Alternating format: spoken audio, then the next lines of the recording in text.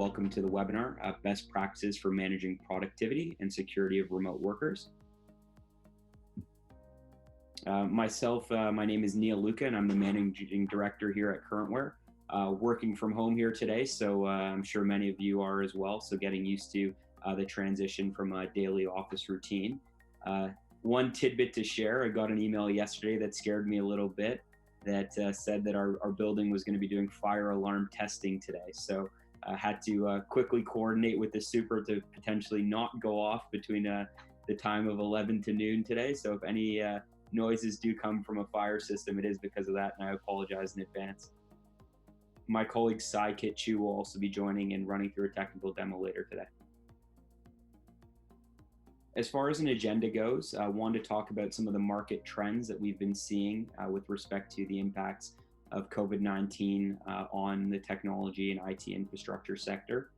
Some of the best practices that we can reference as far as how we can help you improve productivity and security. We'll do a case study with Larry Salvucci from Boston Centerless, who's one of our CurrentWare customers, about how he deals with IT infrastructure during this time and how he deals with his employees shifting to remote work. Then we'll pass it over to Sai Kit Chu, who will do a CurrentWare remote work demo to show how you can configure it. And then we'll talk through a Q&A. So let's start off with market trends. The first market trend to discuss is that many organizations did not have a work from home policy and were underprepared. When we look at the work from home policies, many organizations had a lack of clarity of how employees could work from home, what the policies were, and maybe they didn't have enough hardware or devices configured either. Maybe they were allowing employees to work from home, but sometimes on their personal laptops. But given the fact that they are working from home 100% of the time at the moment, that device and hardware configuration becomes more important. The lack of formal policies were also one that are driving some concerns. Maybe it's related to security protocols or training on work from home. An example of this issue is that 53% of CIOs in the last year thought that mobile workers had been hacked. And so as this trend and changes occur, that prevalence of hacking and concern definitely increases. The second major trend is related to internet traffic. We're seeing a significant increase in internet traffic and decrease in speeds. So internet providers around the world have reported a sharp increase in the internet usage. Some are saying it's up more than 23%, around 30% actually. So this is likely due to a shift to home networks, school and kids being home all day, and multiple devices being active and connected at any time. There's also significant higher bandwidth usage type activities such as Netflix streaming or people playing video games. So this is impacting speeds, with one New York broadband provider citing that they've seen a 24% decrease in download speeds, and some other providers have actually noted a significant higher decrease as well. A third trend is related to VPNs and secure connections. 81% of CIOs say they saw a Wi-Fi security incident in the last 12 months, and that number is set only to increase due to remote working. Many organizations underinvested for this type of scenario, with some stating that a max of 20% of employees at any one time can connect via VPN. So they've asked employees to work at odd hours, log off of email servers during the day, and different types of issues that have been caused due to this. And this isn't just small organizations, it's organizations across the board. Canadian banks have reported constraints. Military and government organizations in the United States have also noted constraints here. This is leading to one of the biggest concerns, was that only 46% of enterprises are confident that mobile workers are actually using a VPN.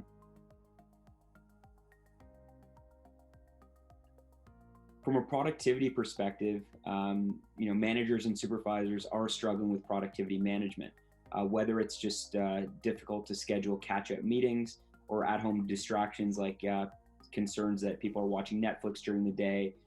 Many employers are trying to figure out the best ways to adapt to the adjustments of a work-from-home team. The important thing to note here is this is also new for many employees. They may not be used to working remotely. They're not able to just walk over to a colleague or may not have the right tools to enable them, whether that's technology based, whether that's hardware based, or whether that could just be a physical constraint due to the type of internet that they have available or office setup that they have. So trying to figure out the best ways to manage productivity during this time is something that a number of businesses are struggling with. So let's jump into some of the best practices. One of the first things to figure out from a best practice perspective is defining your device policies and technology stack. 94% of CIOs reported that the rise of their companies' bring your own device initiatives were the cause of increased security risks. At an office or in that type of environment, it's much easier to monitor BYOD. But when employees are at home, they've got their own laptops or computers or cell phones or other smart devices, it becomes very difficult to determine how and what they're using from a company's connection or work perspective. So creating a very formal policy with regards to laptops and cell phones, and understanding and determining what technology they're allowed to use for work purposes is the first step in a best practice in managing remote workers. Now, although this may seem intuitive to some of us, it's really important to reinforce this for your employees, as it may not be as clear to them of what they're allowed to use and what they should be considering. Also, it's important to define communication protocols, whether it's respect to personal emails being used or text messaging or the different types of chat applications being used at work. Define what is allowed and what is not allowed to be used. The second best practice is identifying high-risk groups and figuring out ways to alert or monitor based on those individuals. So starting off with grouping and defining the groups, we recommend splitting your organization into different buckets, depending on the access that they have, the types of devices that they're using, the type of documents that they have access to, but also the types of platforms or portals that they log into. In addition, depending on if they are using their own devices, if they are using a VPN, all of those factors should come into determining the groupings and determining those high-risk groups and figuring out who and which groups need to be monitored more closely. Depending on your industry, there may be compliance requirements and requirements for certain aspects of auditing or certain types of actions to be completed, even though employees are working from home. So again, determining those compliance requirements will factor into those groupings. Now, once you figure that out, network and endpoint report reviews should be looked at more often than previously. Maybe you used to monitor the types of devices that connect to your network on a bi-weekly or monthly basis. We recommend doing that weekly or daily, especially at the start of this work from home process. You may also want to set up alerts at lower thresholds to proactively catch and monitor suspicious activities, and that could be related to endpoints connected, applications used, websites visited. Those types of reports should be viewed more proactively than previously.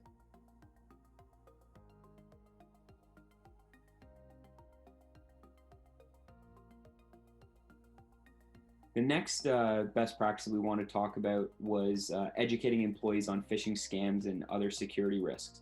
So there has been a significant increase in phishing via email, text message, phones, and many fraudulent organizations are even imitating the government and making the messages COVID related. So educating your employees on this and making sure that they are aware of the types of messages that they will receive from you, and ensuring that that first best practice about communication protocol and devices used are abided by is really important here. For example, if you make it very clear that your employees will never receive a message from your personal Gmail, for example, or that they'll never receive a text message from you, that'll make it easier for them to catch those phishing activities. I know here, we're based in Toronto, Canada, and there's been some phishing going around where they've been imitating the government, saying that click this text messaging link to get access to your COVID relief benefits. So those types of fraudulent alerts and fraudulent issues are prevalent, and it's really important that you educate your employees about these types of things that are current. There's also other scams that are occurring where they're imitating, high upper management's Gmail accounts and emailing the workers to say, hey, could you please send me these documents? And those types of policies are tough to implement to prevent those emails from actually being received. But if your employees are educated on that, it'll hopefully reduce the amount of interruption that those issues can cause. It's also important to enforce your password policies and potentially be more stringent in this time. So requiring the changing of passwords more often and requiring more strong passwords is also important at this moment.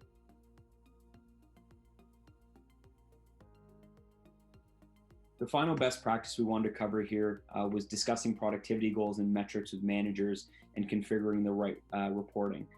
As I mentioned earlier, this is new for many different organizations and many individuals. So helping each manager or employee understand what the expectations and goals are really important here in defining the types of reporting that you should be looking at when determining productivity.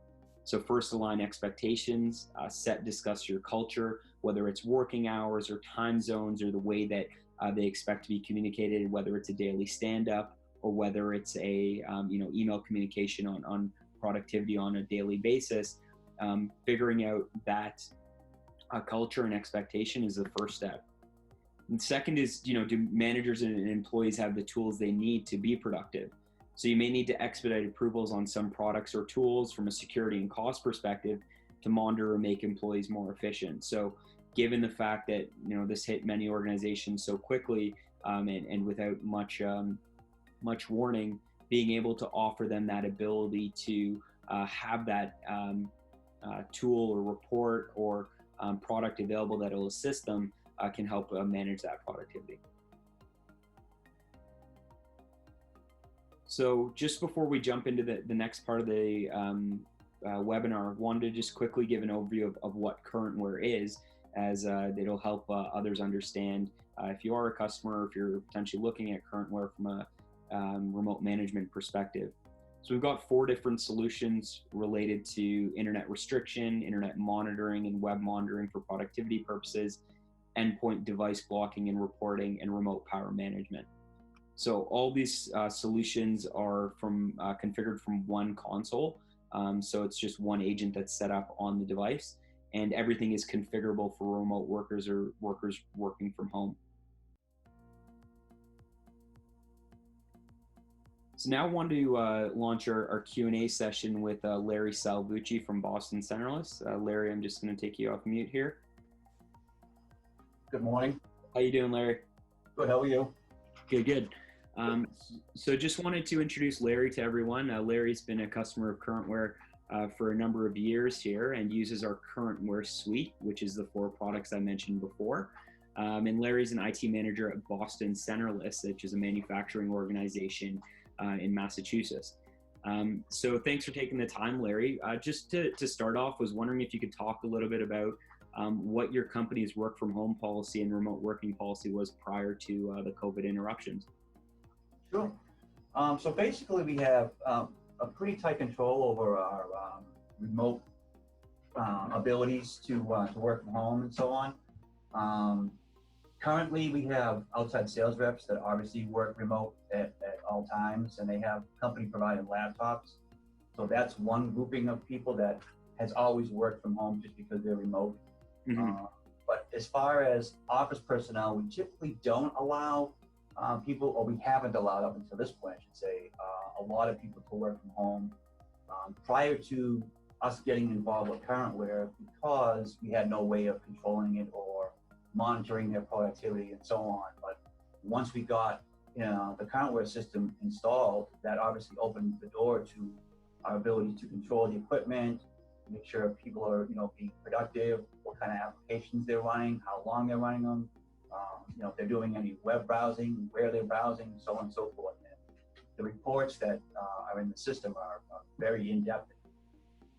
Shows exactly what we wanted to know, but so we were always tight as far as having remote access up until we got CurrentWare involved.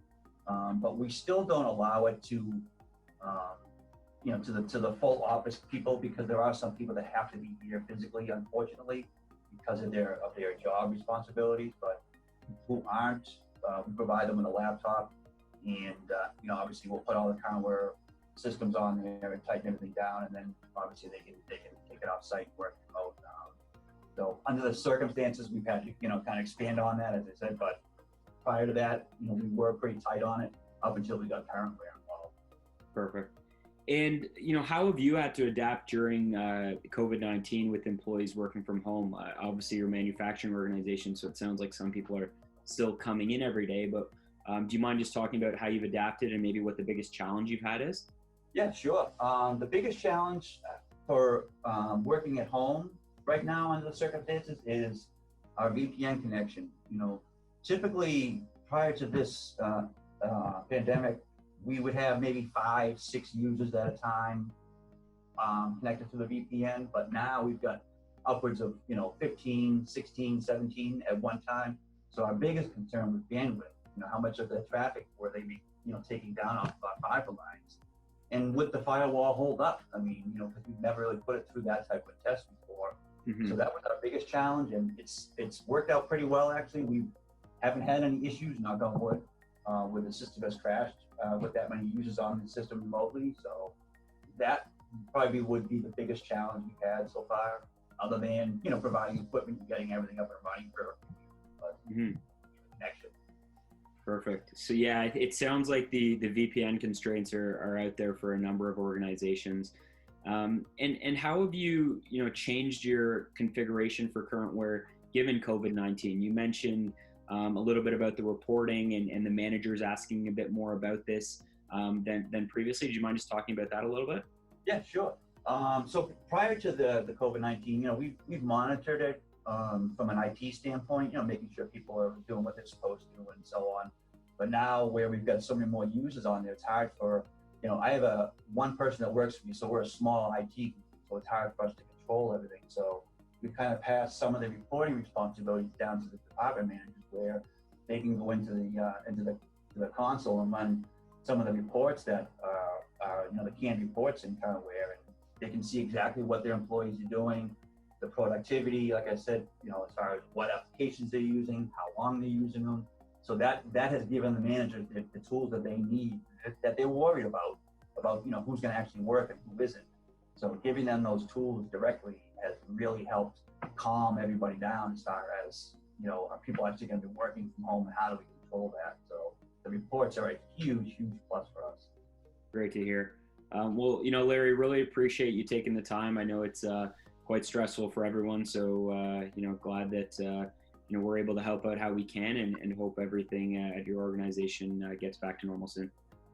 Thanks. I appreciate it, Neil. And, you guys have been nothing but supportive with us since we started. And, this is probably one of the best systems that we've ever invested in, my opinion. It's done a lot for us, which is really, really helpful. Great to hear. Thanks, Larry. Perfect. So hopefully that was helpful for you all to know how another IT manager who maybe is in similar shoes to you is using CurrentWare, but also configuring his setup and going through some of the challenges related to the current market conditions. Now I wanted to pass it over to my colleague, Sai. Sai will be walking through the CurrentWare technical demo setup and talking a little bit about how, if you needed to configure CurrentWare, you could do that, but also some helpful information for anyone who maybe is not using the product at this point. Sai, is your microphone working now? Yep, it looks like it's working. Perfect. So I'll go ahead and share my screen. Perfect.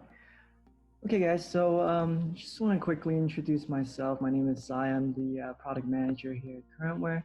And for today, I'll give you a quick technical demo, an overview of CurrentWare. Before we jump into the actual product, it's good to learn how to actually set up CurrentWare so that your remote worker can connect to the system, and you can manage them and run report and kind of monitor their productivity and make sure that their security policies are applied properly. So what I have on my screen right now is just a typical router setup page showing you the port forwarding rule that you need to open So typically, it's actually very easy to allow remote worker to connect to the CurrentWare system. On your router, you just have to configure the CurrentWare ports that we have over here on the right-hand side. There's about 5 of them to accept and redirect traffic to the CurrentWare server that's on your network. So this router setup you perform on your network where the CurrentWare server is installed, and ideally this could be at the headquarters or inside your office. And then you deploy the CurrentWare client onto the remote worker's computer. So whether it's your sales team, remote team, and then during that deployment, you connect them to the public IP address of your network. Once the connection is established, it is a secure connection between the client and the server, so you don't have to worry about security issues there. Now, this is just one way of connecting the client. Typically, you can use VPN as well, but with the COVID situation right now, and Larry just mentioning the fact that VPN could be constrained, this is the alternative way of connecting, and it's proven to be very stable and a good way to connect your clients. Now, once all your clients are connected on your CurrentWare console, they will show up like this on the left-hand side, where you can manage them and put them into different folders. Typically, the IT manager from this point can manage the policy as well as run reports on the employees' productivities based on their computer activities or their device activities. So for today's demo, I'm going to show you our CurrentWare solutions. On the right-hand side, you're going to see 4 of the solutions over here. And the first one I'm going to show you is called BrowseReporter, which is related to employee monitoring. And with this solution, you can monitor their computer activities or their internet activities. So first of all, when you're on the console, you simply select the folder with the computers that you want to run reports on. And then you go to BrowseReporter, click Run Report. And from this window, you can choose from 20 different reports that you can run. I'm going to just show you 3 of them here today. The first one I want to show you is the top end domain by browsing time. Okay, and this report will give you a quick 1-page summary of what the remote worker was doing in terms of web activities on their computers. So in this sample report, we have James here, who's been on Zoho, CurrentWare. These are all company-related website, and maybe in here he's got one website that's related to sports. So you can kind of understand based on this summary what they were doing throughout the entire week. And then compare that to somebody like Steve in the sample report, who's been spending a lot of time on Facebook, Amazon, Apple, YouTube, or just not working in general. So when you get a report like this, you can really understand if somebody was abusing their power of working remotely, or are they really spending time on websites. Now, if you want to dive deeper, BrowseReporter does have the ability to let you see exactly what each website they went to. So over here, I'm going to run a sites visited report, and then we can see with James, these are all the URLs that they've been browsing on, whereas for Steve, these are the websites. So it's got all the non-productive websites in there. So typically that's a website usage report. The next report I want to show you is related to application usage. So here under top application by active time, I'm going to run a report on another user here. So we got Dave. And with the application usage report, you're not just seeing the websites that they browsed on, you're also seeing the applications that they were using. So here we got Microsoft Edge, Office, Chrome, Skype. So these are applications that are related to your employees' work. Then you can see how much time they spend on those applications and what the percentage of their workday they're using those applications. So it's a really good way to understand what your employees are doing throughout the day, but also a good way for system admin to catch any malicious applications that your employees might be opening. If they're installing anything that's not part of your application usage policy at work, then you can find out from here what those applications are. Okay. Now with BrowseReporter, you can also do alerting. So instead of running reports from the console, you can get an alert based on websites that they visited or categories of websites that they visited. So for example, when you create an alert, you can say, if I create an alert here, I can say Facebook, and if somebody goes to Facebook for facebook.com more than, let's say, 30 times in a day, send an email to the boss of this company. Okay, so this is a typical alert that you can create. There's also ways to create alert based on category as well. So instead of a website, it could be a group of websites. So if you go to social networking websites 30 times in a day, you're going to get an email letting you know. So that way you can, you need to perform some sort of discipline to that user, you can do so after getting the alert. Okay. Now the other thing with BrowseReporter is that the reports that I showed you earlier can be sent directly into your inbox using email reports. So you don't have to go to the console, run the report, and see it. You can actually get a PDF file sent directly into your inbox. Okay. The next solution I want to show you is our AccessPatrol data loss prevention solution. And with AccessPatrol, you're able to control what endpoint external devices are being plugged into your employee's computer. So this could be your typical USB flash drive or external hard drive, or if they have DVD and other types of USB such as phones, camera, portable devices.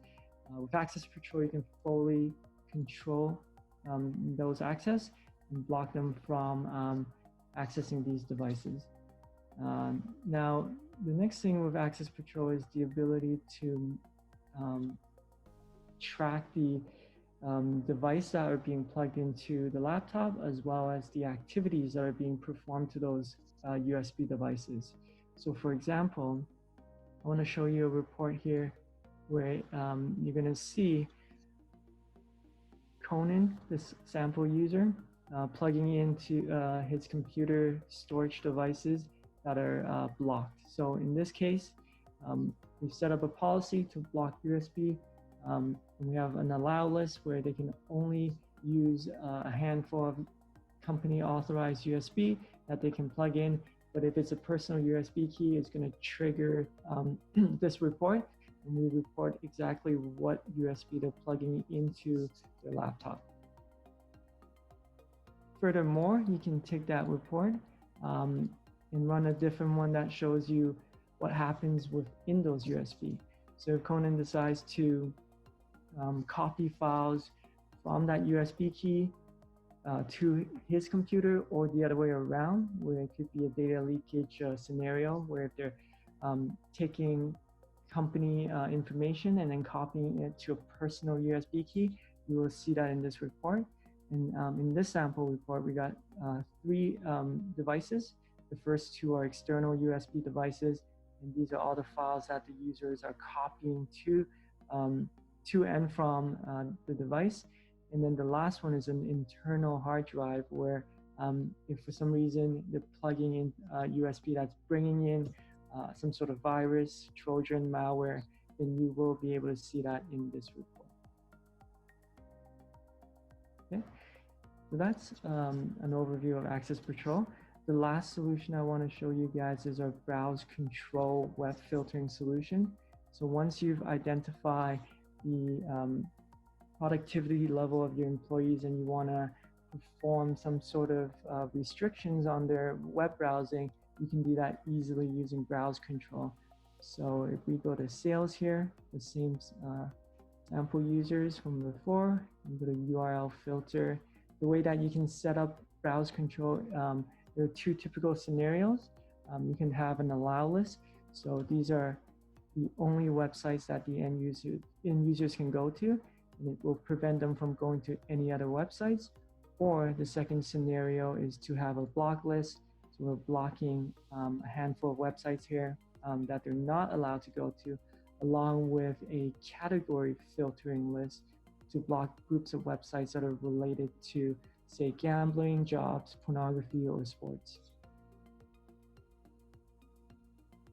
Okay, and other than the website restrictions, BrowseControl can also block applications as well. If you want to prevent your users from using their own personal Dropbox application to sync files, or prevent them from running Windows Media or other sort of music or video players on their computer, you can do so using the app blocker here. So any Windows application with an exe or a process can be blocked using BrowseControl. Okay. Yep, so that's the last solution I want to show you guys. I'm gonna just pass it back to Neil to wrap up the meeting.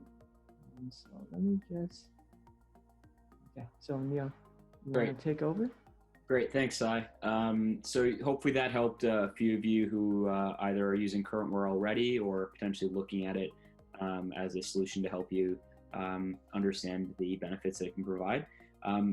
Now we just wanted to open up the floor for questions. Feel free to use the chat, and I'll be able to moderate that and answer it myself, or ask Sai if it's technical in nature. So feel free to send any chat questions through at the moment. We did receive a few questions earlier by email, so just wanted to address those first. So one was from Peter at Abacus. He was wondering how BrowseReporter tracks when computers are logged off or in sleep mode or in standby. So Sai, do you want to walk through that one? Okay, perfect. Yeah, so the way that CurrentWare tracks the user, so if they're logged off, it actually stops tracking at that point because the process is no longer running, or if it's in sleep mode. And in this case, when the user logs into the computer and opens up a window, that's when it begins tracking. Perfect. Thanks, Sai. Another question that we received was with respect to, actually, we just got a question in, so we'll talk about those. So Jason, is CurrentWare software, can CurrentWare monitor users' bandwidth? So Sai, do you want to talk about bandwidth? Yep, it can definitely do that. So we monitor the website bandwidth, and the way we monitor bandwidth is we are using a network driver. So it monitors when they go to a website, when they're downloading a file, when they're watching a movie, it does monitor all that. Perfect. Then we got a question from Hiba. Is there a way for CurrentWare to be used without the employee knowing?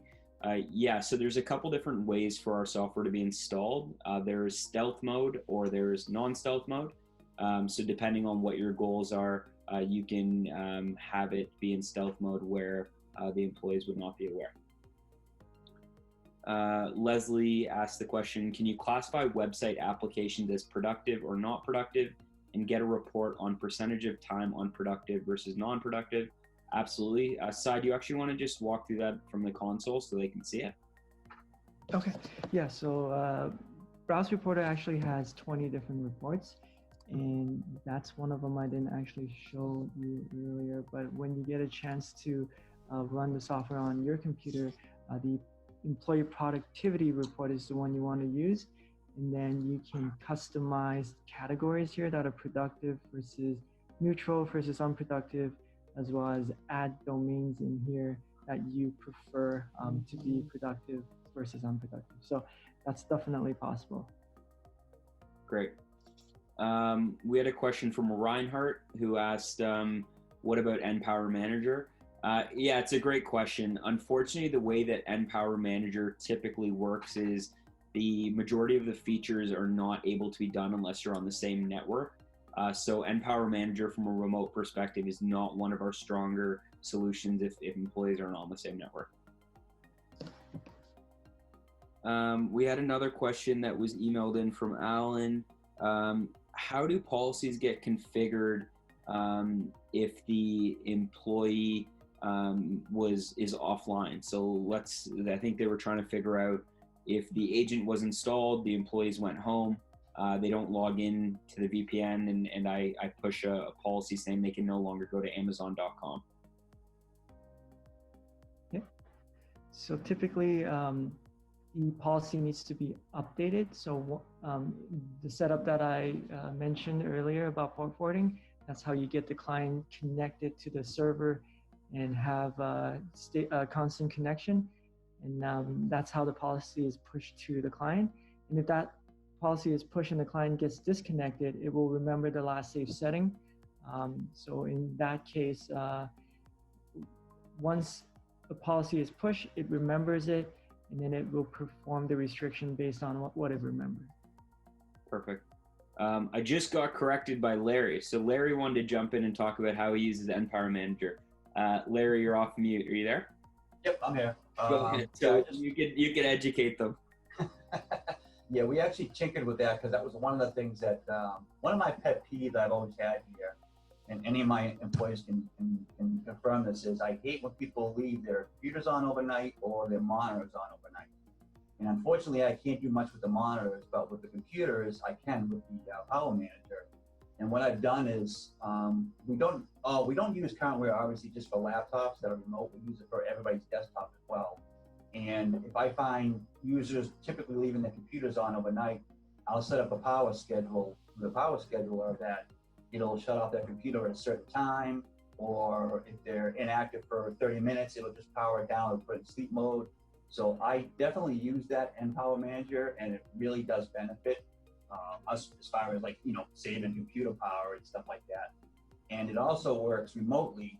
Anytime the user connects to the VPN, if we were to change any of their settings on there, it'll obviously push those new settings out to the computer once they connect to our network. And those settings will stay, that way until they reconnect and we would change or what have you. But so if we wanted to put a schedule on someone's laptop that's remote all the time and have it shut down at midnight every night, once they connect to the VPN, it'll grab that new schedule and download it. And then if the computer is not connected to any network or anything, it'll still shut down at midnight because that's what the CurrentWare policy is that's set on their laptop. So I find that feature to be very, very, very helpful for us for a variety of reasons. Perfect. Thanks so much, Larry. Yep, no problem. We just got a question in from Jason. So Jason was wondering bandwidth in terms of traffic inside the LAN. Example, if I encountered slowness in the network, can I pinpoint who uses more bandwidth or traffic? Sai, did you want to talk about that? Right now, our bandwidth tracking is focused on external sources, so with websites. We're not doing any internal tracking at the moment, but it is something that we can expand into in a future version because our bandwidth tracking driver is very robust, that it can definitely incorporate some sort of bandwidth internal tracking in the future version. Perfect. So we have time for probably just a couple more questions. Reinhardt was wondering if, Sai, could you show the password feature where you're able to provide offline devices with access even if they're not connected to the VPN or network? Okay, yeah, definitely. So the feature that you're referring to is for AccessPatrol. So an example would be a lot of your end users in today's situation, they're working from home, but your policy is to block them from plugging in any USB key. So in this case, if somebody calls from sales, let's say James calls and he has to plug in a USB that was given by someone important, let's say it's a vendor or another colleague or someone that he works with, you can use the access code generator, set an expiry date. So let's say I just want him to use this code within this week. And when he types in the code, he'll have 1 hour to plug in that USB. When I give this access code to James, he just goes into his computer on the control panel. There'll be a new option to type in this code, and he types it in, and he'll have USB access for that 1 hour. Great. Just had a question from Jason. Can I change the settings can I change the user settings by remote software like AnyDesk or TeamViewer? Yep. You can change the client connection settings. So if you remote to a remote worker's computer, you can go into the client configuration window and change the way that it connects. But most of these settings have to be done from the console. So as long as you get the client connected to the console, then you'll be able to update settings. Okay, perfect. And last question here is from Sue. So wondering about high-risk activities. So the question is regarding how to identify some high-risk activities. Yeah, so we talked about a few of those throughout the presentation. Some examples that we give would be, auditing the software applications used versus the list of approved vendors. So understanding who is using applications that may not be on your list or going to websites that may not be on your approved list. A second would be monitoring out of normal hour activities for any anomalies. So maybe there's people who are using the VPN very late at night, or they're transferring files very late in the evening, and it's usually out of the norm. That could be something to monitor. The other one would be large file transfers or active external devices. So if there are anyone in maybe your high risk group that are doing large file transfers, to look into that. I think the key here is really defining what threshold you want to set and understanding how you are looking to determine that high risk, because for each organization it's different. We have organizations that are dealing with sensitive financial data, others with healthcare data, and others are monitoring their employees that may not be as sensitive, but maybe the finance department is important for them. So all of these different elements are different for each organization. And if you have questions or would like advice, our team is happy to assist.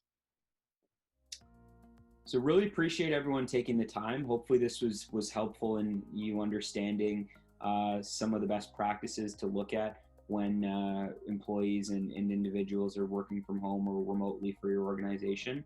If you do have any questions, feel free to reach out to our team. Many different ways to reach out, whether it's support or from our sales side, and look forward to each of you getting used to this work from home policy if it's new for you, or adapting to the new environment, and hoping that everyone is safe during these unpredictable times. Thanks very much. Thanks, guys. Take care.